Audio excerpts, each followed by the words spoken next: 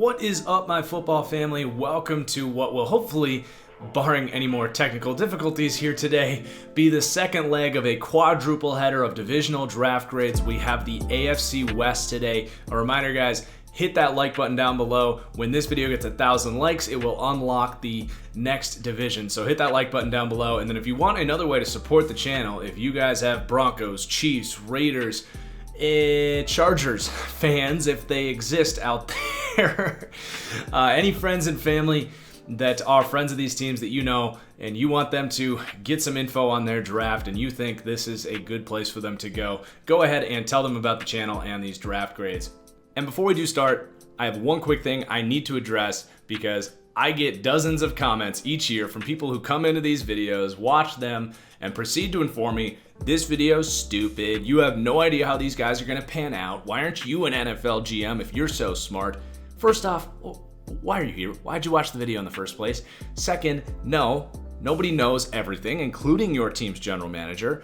Bill O'Brien just traded the best wide receiver in football for a bag of Doritos. The Jags took a punter the pick before Russell Wilson. The Bears passed on Watson and Mahomes for Mitch Trubisky, so let's not act like the NFL is any better at this. But that's also like going into a Super Bowl preview show and saying it's dumb to analyze the game because we have no idea what's going to happen and who's going to win.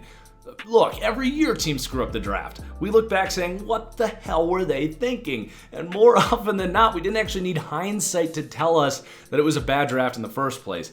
So I'm here as someone who's spent countless hours evaluating these players, studying team building philosophies, historical draft data, attending the Senior Bowl, and it's my job to tell you who I personally believe did a good or bad job with the picks that they had.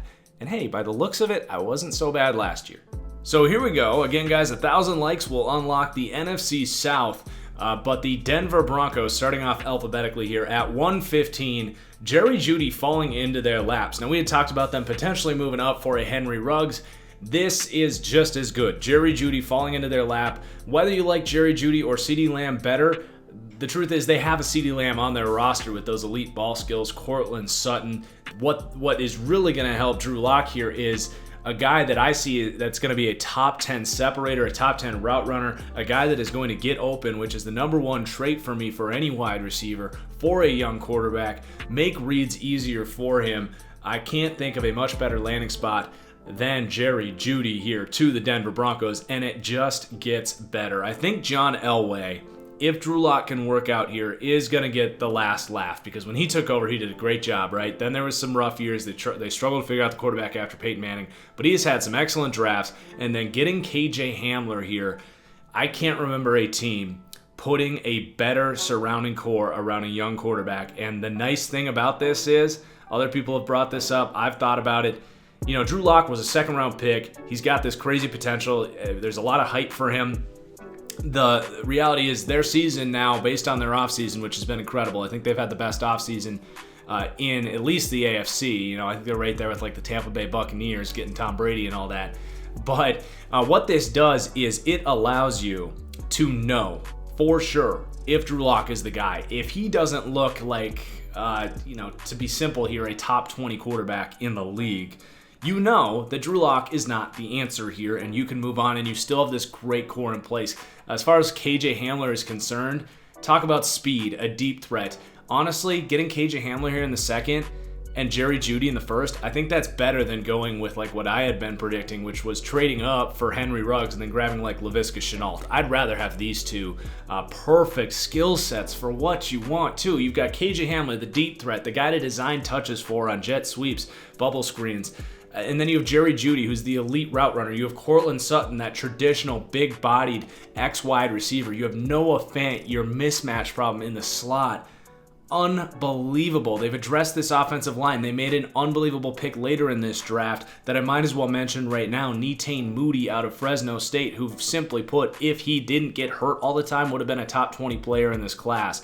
So unfreaking believable offseason for the Denver Broncos. I personally can't wait to cheer for this team. I love teams that do the right thing. They've consistently done everything they've needed to compete with the Kansas City Chiefs in this division. I truly believe that. Obviously, it is all going to hinge on Drew Lock, which is a massive unknown. If anyone is telling you they know that Drew Lock is going to be good, they are lying to you. He has got to step up. He's got to make the most of this opportunity. But if he can be like many other sophomore quarterbacks that have taken great steps up, it's going to be beautiful here in Denver. So let's talk about the rest of this draft.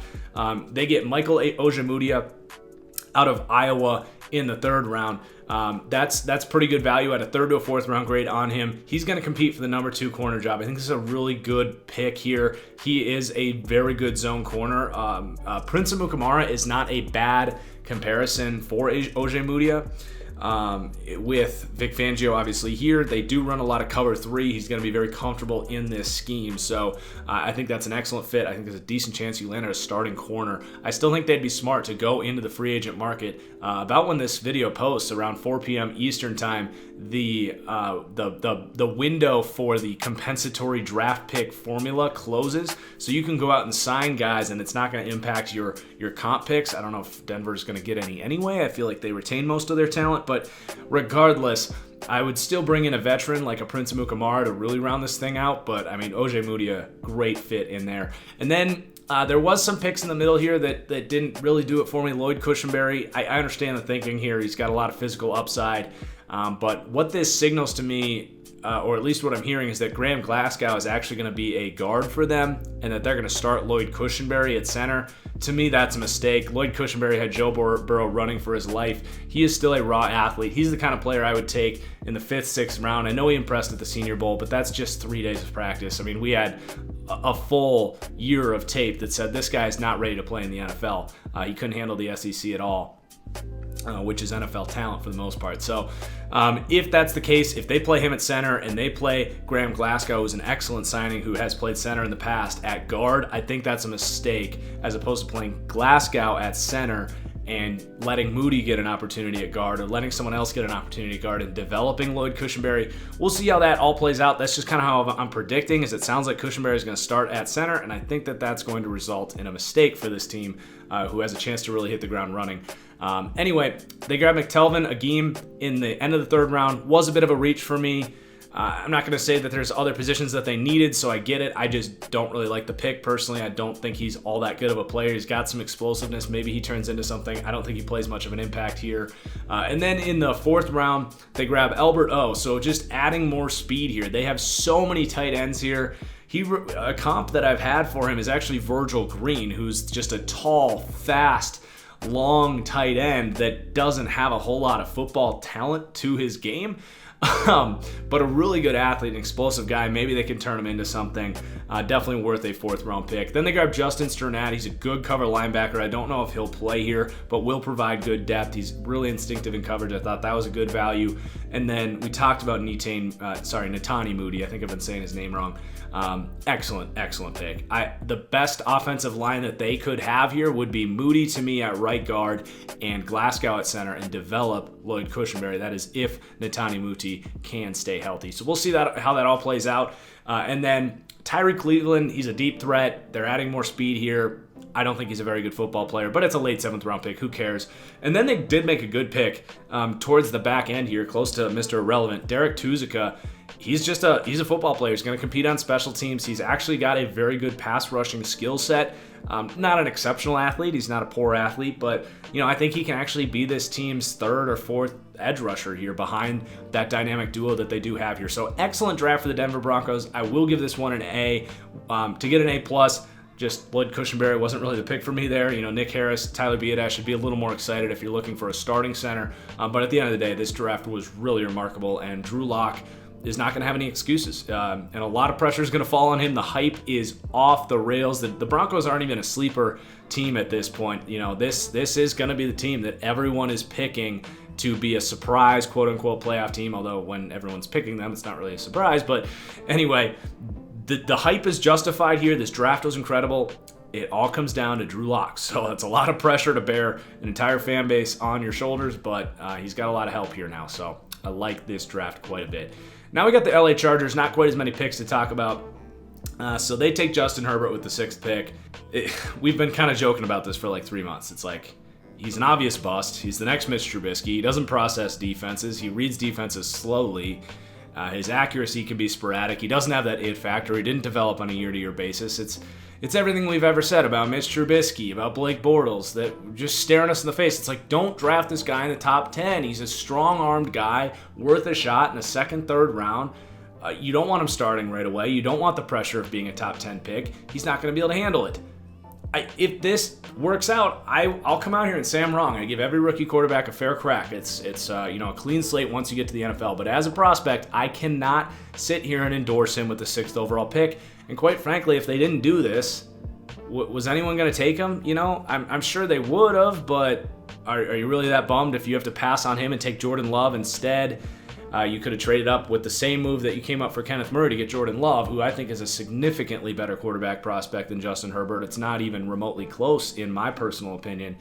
I am going to give it a D. I'm not going to endorse this pick. I'll be happy to admit if I'm wrong if he pans out, but I do not think that was the right thing for them to do. And then they traded for Kenneth Murray. I'm fine with the process there. I think Kenneth Murray's an outstanding player. I think he's going to develop in coverage at the next level. He's a great leader.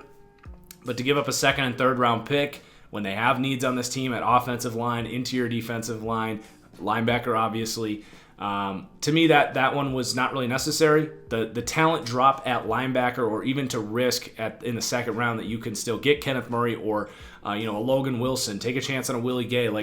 I just think to give up the 2 picks for Kenneth Murray, there are some flaws in that thinking, but I do like the player. I think it's a need. So, you got to be right about Kenneth Murray if you're going to give up the second and third round pick. He's not a perfect prospect. He's a very good prospect. So I do like the pick, but I think there's some reasons to criticize it. Then you take Josh Kelly in the 4th round. There's tackle prospects available. You could go with Netani Moody, who we just talked about out of Denver. There's other really good guards. This was a wasted pick, in my opinion. I think he's your 3rd-string running back. You spent a 4th-round pick on him. I don't think he's anywhere close to as good as Justin Jackson is. I think he's a poor man's Justin Jackson. I've never seen it with Joshua Kelly out of UCLA. He's a good athlete. Hopefully he proves me wrong. But to me, Joshua Kelly's never going to be a starting caliber running back, and you just spent a 4th-round pick on him and probably going to cut him in 2 years. That's my opinion. I did like what they did later on in day 3. Joe Reed was one of my guys in this class. The Chargers have gaping depth problems at wide receiver, so to capitalize on the depth in this class on day 3 was really, really smart. The best thing they did from a value perspective in this class. So Joe Reed and KJ Hill, both these guys are going to play, in my opinion, because you got 2 outside guys, right? You got Mike Williams, Keenan Allen, who obviously can play in the slot a little bit, but he's really good on the outside too.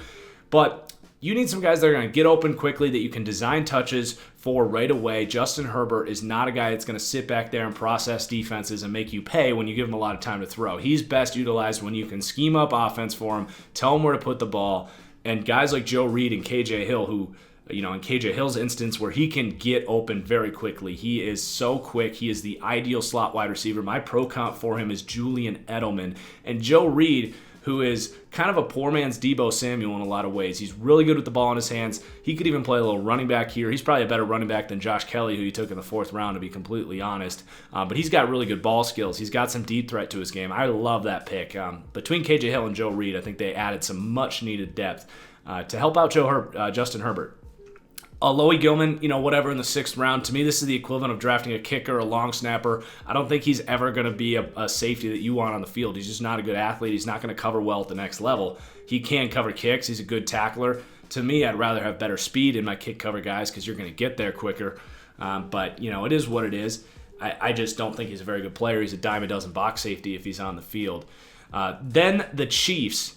Great draft here. I think that they did a really good job. So this is something I talked about with the Baltimore Ravens.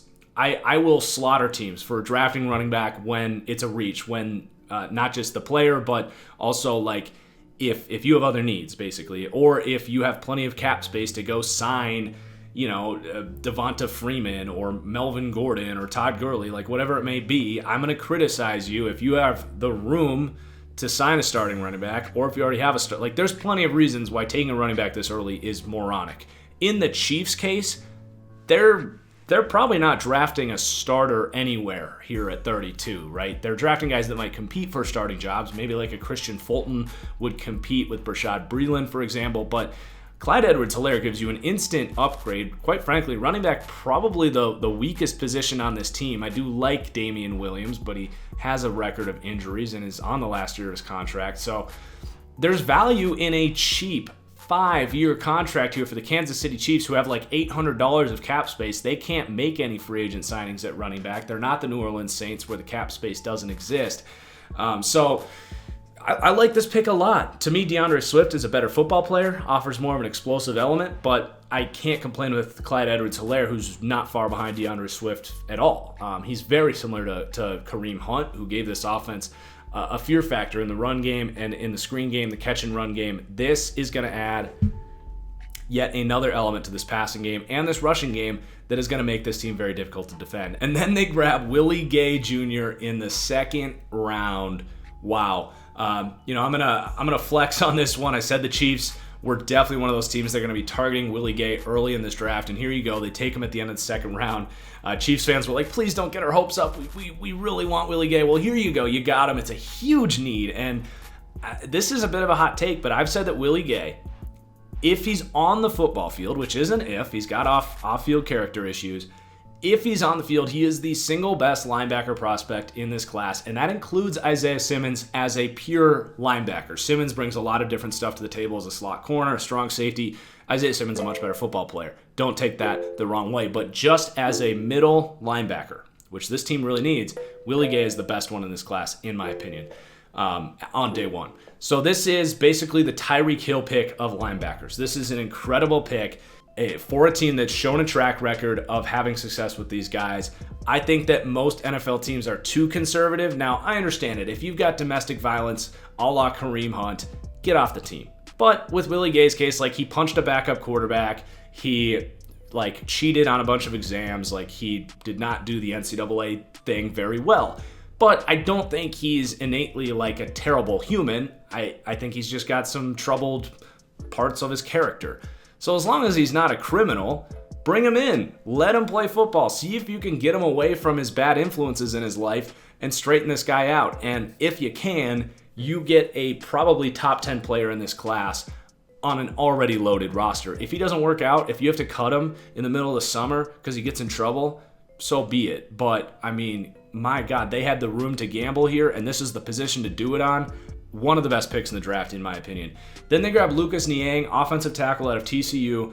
This was another thing I said the Chiefs really needed to do in the top part of this draft is take a guy like an Austin Jackson was a name that I kept throwing out there, Ezra Cleveland, Lucas Niang, another great example of a tackle that doesn't need to start here, but they are looking down the road here, which is the right thing to do for a team like this who is loaded but is going to start encountering a lot of cap issues.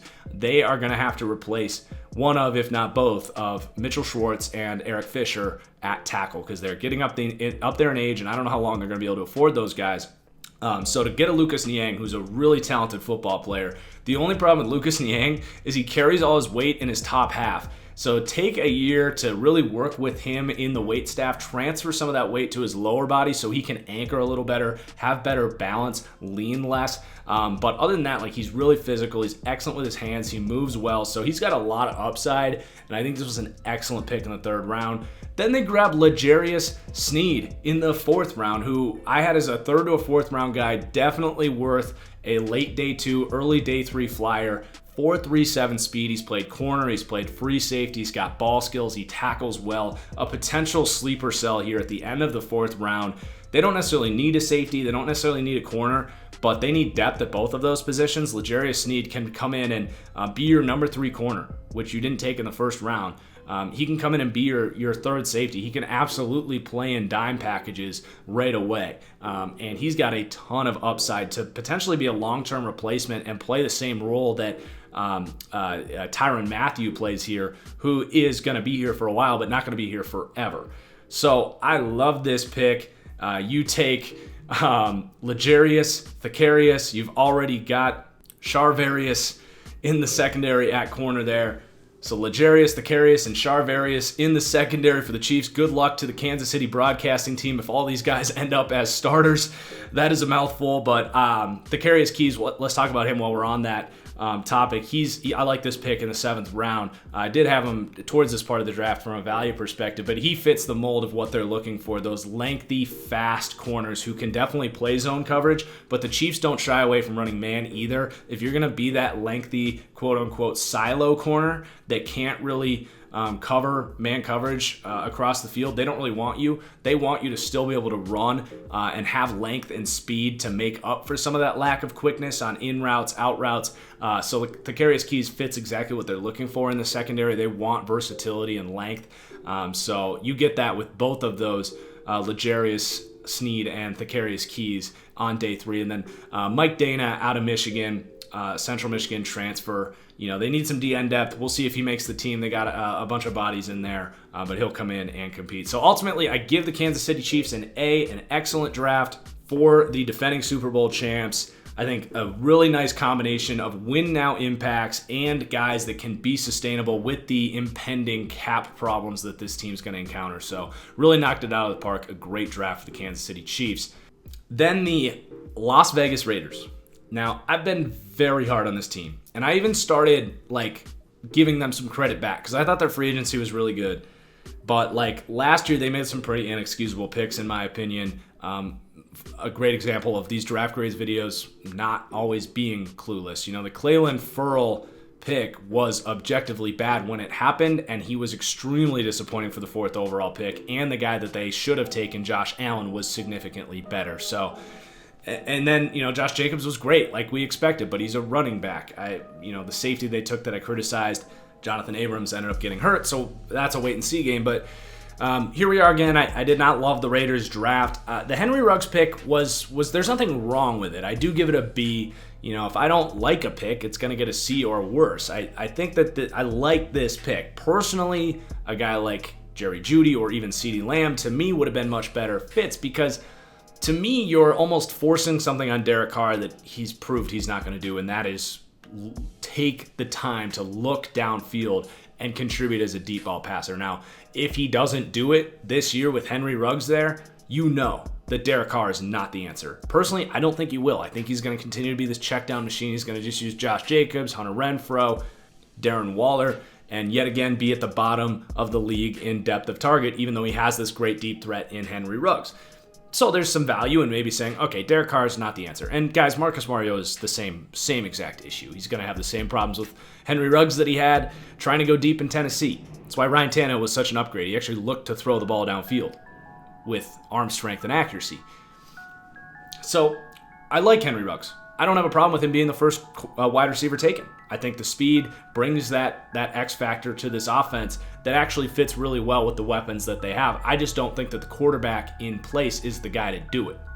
Now, if they would have taken Jordan Love at 19 to challenge Derek Carr, then we'd really be talking here. Instead, they took who, in my opinion, is a 3rd to a 4th round cornerback out of Ohio State. He is a man coverage cornerback who can't run well. That's going to be a problem at the next level. I actually had mocked Damon Arnett in the 3rd round to the Raiders in my what I would do mock draft because he is that Gruden grinder type. He's very physical. He's a competitive guy. Gruden's going to love this guy. Is it going to translate to consistent good coverage at the next level? Not to mention this team runs a lot of zone coverage, something Damon Arnett struggled with at Ohio State. He's going to have to really put in some time in the film room as a 23-year-old corner and really pick up on this zone coverage stuff really quickly if he's going to be a capable starter. To me, this was one of the worst picks in the draft. So many better corners that would have been better impacts here. Christian Fulton, Jalen Johnson, Trayvon Diggs. There's a long list. Even a Noah Igbenogany. All significantly better cornerback prospects. Even Michael Ojemudia, who the Broncos took in the 3rd round. That's the range I had Damon Arnett at. So we'll see how it pans out. Again, I'll be happy to admit if I'm wrong. If Damon Arnett comes out and is locking guys down on the outside, playing excellent in zone coverage with his eyes to the quarterback more, good on the Raiders for seeing that. I don't think they have the best track record of proving people wrong with these crazy reaches. So we'll see. Then they grabbed Lynn Bowden out of Kentucky. Really an interesting player. He is that flex, modern speedster. Played a lot of quarterback at Kentucky. He's got upside. I like what he's going to bring to the table here. I think Gruden is a very good offensive play caller, and he's going to find a way to really get him involved. I actually think he'll play a good bit of running back here as well. So an interesting threat to really complete this wide receiving core. Notice I said complete. Why do you take Bryan Edwards, who I don't think is a particularly good prospect? I don't think he runs great routes. He does have good ball skills and is fast and he's big, but he is very similar to a lot of other prospects that have come out that just don't really show the football acumen as far as route running, zone recognition, physicality. Like, he's fine. He's a decent prospect. He's a 5th, 6th round pick. If they weren't already good at wide receiver, I'd say, sweet. Like, you take another shot at wide receiver. But you got your deep threat in Ruggs. Tyrell Williams is also a deep threat. You got all these short to intermediate options. I guess they want a big-bodied guy. If that's the case, I don't think he's the best big-bodied guy available by a long shot. I don't think his ball skills are nearly as good as some other options out there, like an Isaiah Hodgins. So, we'll see if he proves me wrong. To me, I don't even know if he's going to make this team. They've got a lot of bodies in there. He's going to be probably their 6th wide receiver. Let's see. You got Ruggs, Tyrell Williams, Hunter Renfrow.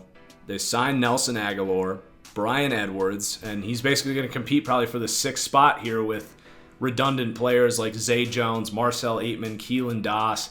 There's a decent chance this team ends up cutting a 3rd round pick. So that one to me didn't make a ton of sense. I did like the Tanner Muse pick. I had been mocking them Jeremy Chin at the end of the 2nd round because I think that's kind of the last missing piece on this defense. Could be a weak side linebacker guy that can play dime linebacker, potentially take Nick Kwiatkowski off the field for deep passing situations, dime coverage situations. And Tanner Muse can be that guy. I think he's going to contribute right away. I thought that was a really good pick. Then they grab a guard in the 4th round. I like this pick. John Simpson, it's great value. It's another position I've said that the Raiders really should be addressing because they've got their guards, right? They got Richie Incognito. They got Gabe Jackson. But neither of those guys are probably going to be here in like 3 years. Gabe Jackson might be. But to get a guy in there to develop and plan for the future so you don't have to panic when you do lose one and or both of those guys, John Simpson's the perfect fit. He's not unlike a guy like Gabe Jackson, who's a big-bodied mauler in the trenches. So I like that pick a lot. And then Amik Robertson in the 4th round's interesting to me.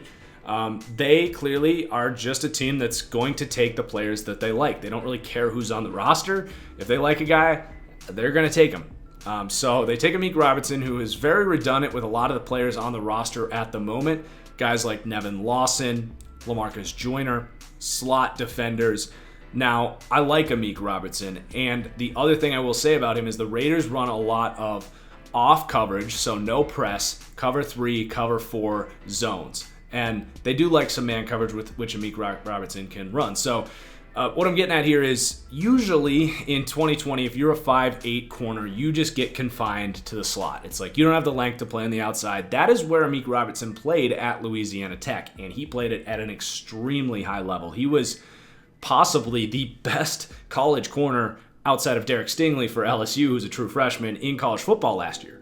But he's 5'8", so you're projecting a likely conversion to the slot at the next level based on his history of these corners at this height. Your best comparison here might be Brent Grimes if he's going to play on the outside. So I do find that interesting. I think as a true football player, he is a better player than Damon Arnett.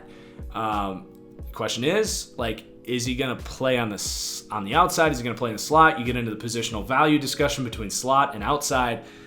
It's an interesting dynamic because I think in a system that doesn't run a lot of press coverage, I think a guy like Amik Robertson might have a chance to play outside corner here and actually compete with Damon Arnett, Isaiah Johnson, Nick Nelson, some of these other guys that are going to be duking it out here for the number 2 corner spot, along with Damon Arnett, of course. So definitely a fascinating pick. I like the player. I'm going to give it a B. But the draft as a whole, to me, is going to get a C-. I think the Damon Arnett pick was one of the worst picks in the entire draft. Definitely the worst one in the 1st round.